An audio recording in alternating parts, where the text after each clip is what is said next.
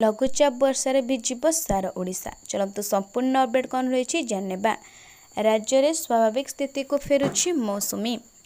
आसंता 15 तारिख जाए राज्य में प्रबल वर्षार संभावना रही। किछि जिला को रेड, ऑरेंज एवं येलो अलर्ट जारी करिछि पाणीपाग विभाग।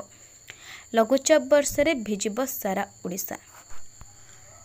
पुणी स्वाभाविक स्थिति को फेरुछि मौसुमी। किछि स्थान में प्रबल अति प्रबल वर्षा हेबार संभावना रही। किछि जिला को रेड, ऑरेंज एवं येलो अलर्ट जारी करिछि पाणीपाग विभाग। संभाव्य लघुचाप और सक्रिय घूर्णिबलय को पाणीपाग विभाग स्वाभाविक स्थिति को फेरुछि मौसुमी। वर्तमान सक्रिय घूर्णिबलयटी पूर्व केन्द्रीय बंगोपसागर पार्श्ववर्ती अंचल में वायुमंडल 3.1 रु 7.6 किलोमीटर मध्य रही। यह सक्रिय घूर्णिबलयटी आसंता 24 घंटा मध्य लघुचापर रूप नेब। उत्तर पश्चिम बंगोपसागर सृष्टि होब लघुचाप।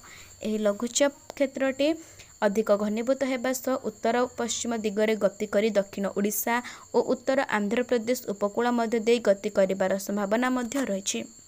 जार प्रभाव में आसंता 24 घंटा मध्य राज्य में भारी वर्षार संभावना रही पूर्वानुमान करिछि पाणीपाग विभाग।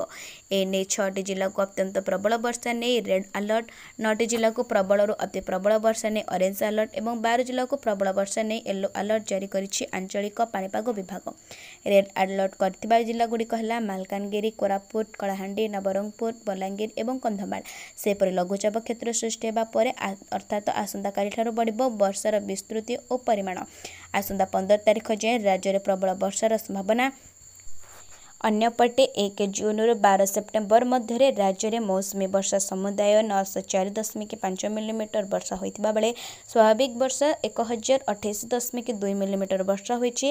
यारे मध्य 10 जिले में नियंटिया वर्षा होता बेले 20टी जिले में स्वाभाविक वर्षा रेकर्ड करपरि गत 24 घंटे कोरापुट जिलार सेमिलीगुड़ा 208 मिलीमीटर वर्षा रेकर्ड कर जयपुर में 161.7 मिलीमीटर, पापड़ाहांडी